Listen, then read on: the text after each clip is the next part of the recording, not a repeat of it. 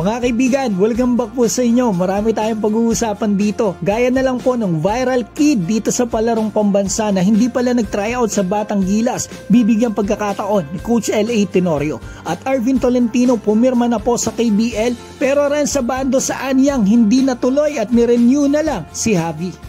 Simulan po natin sa napakainit na balita sa mga Pinoy doon sa KBL. Arvin Tolentino, official na nga po na maglalaro sa SK Knights. Ang pinalitan po niya na Asian quota dito ay si Juan Gomez de Liano. Mga kaibigan, viral po ito ngayon sa social medias dahil alam naman natin, Arvin Tolentino, best player of the conference ng PBA Commissioner's Cup, makikitaan ng aksyon sa 3 times KBL champion na SK Knights pero tinalo po ng team ni Tamayo sa kakatapos lang na season sa finals. Si Javi Gomez naman mga kaibigan, pinabalik nga po ng Anyang so hindi natuloy. Ang pinost ni Baek from Korea na hindi na i-renew daw etong si Javi at pababalikin na lang si Abando. So saan na kaya maglalaro etong ating kababayan na si Renz Abando? Halos puno na ata ang mga teams dito sa KBL sa Asian quota at hindi ko po sure kung pwede siyang maglaro dito sa ibang team o lumipat dito sa KBL kasi may rule sila about yan, parang 2 years ata, hindi po ako sigurado. Kondisyon na kondisyon ngayon si Renz Abando, subukan niya magbilig Division 1 or Division 2, yan ang masasabi ko. Kung hindi pa siya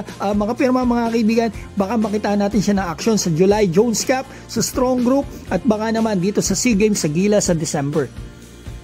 At usapang Gilas Pilipinas, pag-usapan po natin yung Batang Gilas natin with Coach L.A. Tenorio at yung viral kid sa palarong pambansa na parang Jamorant na grabe sumalpak. I'm sure napadaan po sa inyo yung mga highlights niya at I'm sure bumilib din po kayo.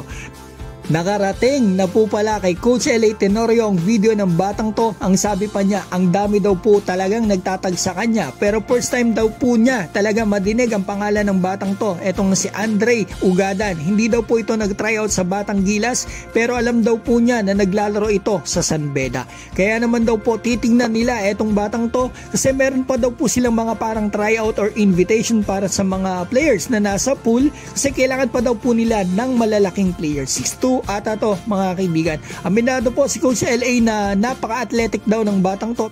Pero nilinaw po niya na hindi naman sila tumitingin lang sa athleticism. Ang titignan daw po nila ay yung in-game performance ni Andre. At kung fit ba ito dito sa sistema ng Gilas. Very welcome daw po si Andre at kung okay daw ito ay tatawagan daw po nila sa Gilas Pilipinas. Ikaw kaibigan, I'm sure nakita mo ang laro nito sa palarong pambansa at nakita mo rin ang laro ng ating Batang Gilas. Ano po sa palagay mo? Deserve ba ni Andre maglaro sa Batang Gilas? Para sa akin mga kaibigan na mataas ang potensyal ng batang ito. Sana improve lang niya ang kanyang shooting at sana mabigyan siya ng pagkakataon dito sa ating national team.